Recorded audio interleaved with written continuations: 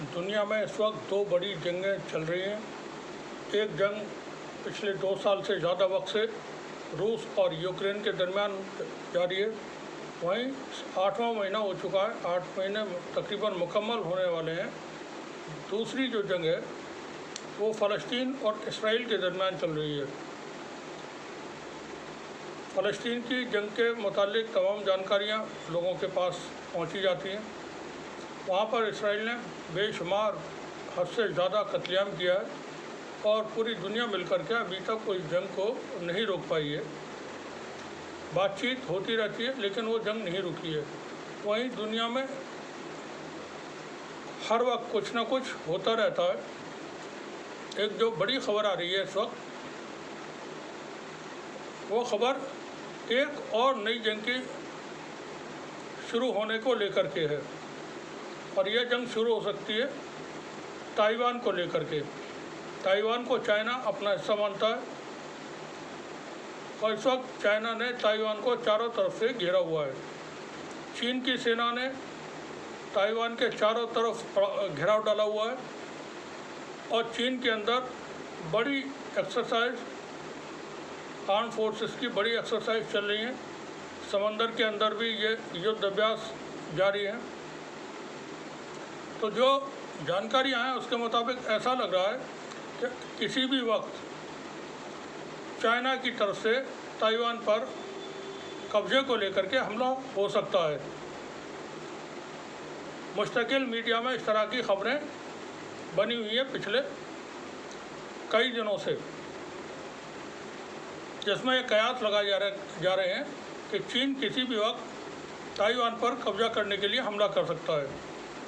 ऐसे में अगर चीन ताइवान पर हमला करता है तो अमेरिका ताइवान को डिफेंड करने के लिए सामने आना पड़ेगा उसको, चूँकि गारंटी उसने ली हुई है और तमाम हथियार ताइवान अमेरिका से ख़रीदता है।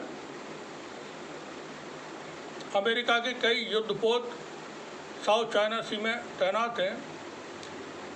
अब यहाँ पर एक जो सीन क्रिएट हो रहा है वो ये है कि यह जंग फैल करके भारत की तरफ भी आ सकती है। चीन भारत के ऊपर भी हमला कर सकता है। जो सीमावर्ती राज्य हैं वहाँ पर यह ख़तरा देखने को मिल रहा है, क्योंकि अगर ताइवान पर चीन का आक्रमण होता है तो अमेरिका चीन के ख़िलाफ़ जंग लड़ने के लिए आएगा और अमेरिका को उस वक्त ज़रूरत होगी भारत के पोर्ट्स की। भारत और अमेरिका के दरमियान बेका जो एग्रीमेंट है 2020 में ये हुआ था,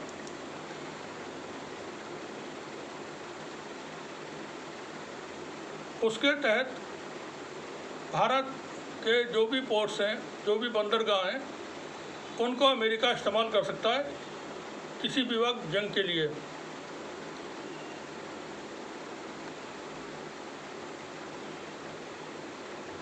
अब अगर भारत के पोर्ट से चीन के ऊपर हमले होंगे तो जवाबी कार्रवाई में चाइना की तरफ से भारत के लद्दाख, अरुणाचल प्रदेश, सिक्किम जो राज्य सीमा से मिले हुए हैं वहाँ पर घुसपैठ हो सकती है, कब्जे के लिए कोशिश हो सकती है या कोई बड़ा हमला भी हो सकता है।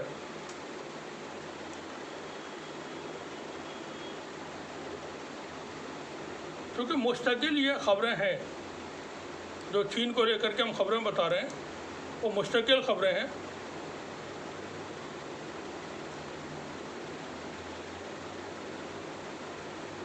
चाइनीज़ आर्मी की तरफ से एक ट्वीट किया गया, वो पढ़ के बताते हैं आपको। Chinese army is ready together with the Russian army to defend justice in the world. एक और ट्वीट आपको बताते हैं, 30 मई का है, चाइना की डिफेंस मिनिस्ट्री की तरफ से है। Independence of Taiwan means war. Chinese army is fully prepared and remains on alert. Taiwan is the part of China. ये चाइनीज़ डिफेंस मिनिस्ट्री की तरफ से है। एक और ट्वीट आपको पढ़ के बताते हैं। उसके बाद फिर मुकम्मल करेंगे खबर को। चाइनीज़ मिनिस्ट्री ऑफ डिफेंस की तरफ से है ये। Independence of Taiwan means war, the People's Liberation Army is fully prepared and remains on alert, Taiwan is a part of China. यहाँ पर उन्होंने अमेरिका को वार्न करने के लिए ये ट्वीट किया है। भारत में सेनाध्यक्ष को, थल सेनाध्यक्ष को 1 महीने का एक्सटेंशन दिया गया है। बहुत मुमकिन है जो ख़तरा जो हम बता रहे हैं इस वक्त, ये उसको लेकर के, क्योंकि नए सेनाध्यक्ष की, थल सेनाध्यक्ष की अगर नियुक्ति की जाती है तो आनन फानन में बहुत सारी चीज़ें वो शायद हैंडल न कर सकें। 19 मई को एक ख़ास बातचीत में भारतीय वायुसेना के पूर्व प्रमुख air chief marshal RKS Bhadauria ने राफेल लड़ाकू विमानों के रणनीतिक महत्व पर जोर देते हुए उन्हें भारतीय वायुसेना की इन्वेंट्री का सबसे मजबूत हथियार बताया था। उन्होंने कहा था कि कैसे जब भारत में पहला राफेल आया था तो चीन ने प्रतिक्रिया में अपने 4 J-20 विमानों को LAC पर तैनात कर दिया था। अब हम आपको बता दें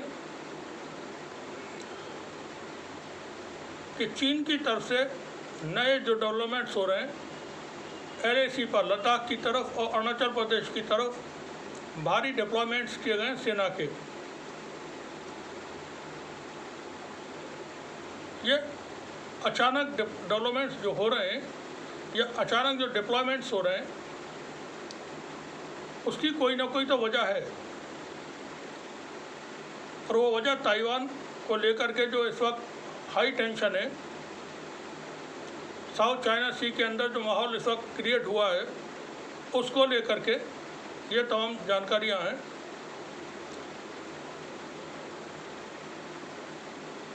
चाइना ने भारत की लद्दाख के अंदर 4000 स्क्वायर किलोमीटर ज़मीन पहले ही घेरी हुई है। प्रधानमंत्री मोदी उस वक्त उन्होंने कहा था कि कोई आया नहीं, कोई घुसा नहीं, और चंद दिन बाद गलवान वैली में चाइना ने भारत के 20 जवानों को मार दिया था। उस वक्त से लद्दाख में एक टेंशन अलग से मौजूद है।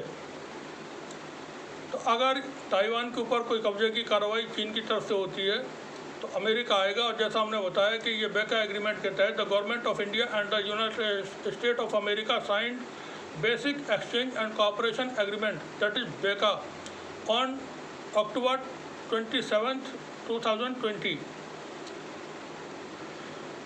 It is the third of the series of agreement between two nations that makes the beginning of a deep military cooperation. ये तीसरा एग्रीमेंट था जो 2020 में हुआ था, और इसके तहत अमेरिका कोई भी एयरपोर्ट भारत का जंग के दौरान इस्तेमाल कर सकता है। ये इस एग्रीमेंट में तय हुआ था। अब चीन की तरफ से हमले होंगे तो अमेरिका को आना पड़ेगा, और अमेरिका के पास यहाँ पर और कोई जगह है नहीं। चीन पर हमला करने के लिए उसको भारत की मदद चाहिए होगी, और भारत के पोर्ट्स और एयरपोर्ट उसको चाहिए होंगे। तो चीन ने भारी डिप्लॉयमेंट्स किए, हम बताने ये जा रहे थे। अगर हालात बिगड़ते हैं, ताइवान पर कोई कार्रवाई होती है, तो क्या चीन भारत पर भी हमला करेगा? क्योंकि भारत में भी चुनाव चल रहे हैं, और दुनिया का जो माहौल है उसमें यूक्रेन की जंग को लेकर के अमेरिका और वेस्ट के जो मुल्क हैं जितने भी नेटो संगठन के, वो पहले ही पिटे हुए बैठे हुए हैं। रूस ने उनको रगड़ के रखा हुआ है, और चाइना के सामने भी उनकी कोई ताकत नहीं है जो किसी तरह का कुछ कर सके। चाइना ने खुली एक चेतावनी अमेरिका को दे दी है कि चाइना की तरफ नज़र उठा करके न देखे वो, और हमारे अंदरूनी मामलों में दखल न दे। कुछ इसी तरह की जानकारियाँ थी, और जो भी अपडेट्स होंगे वो आपको बताएंगे। शुक्रिया आप सभी का।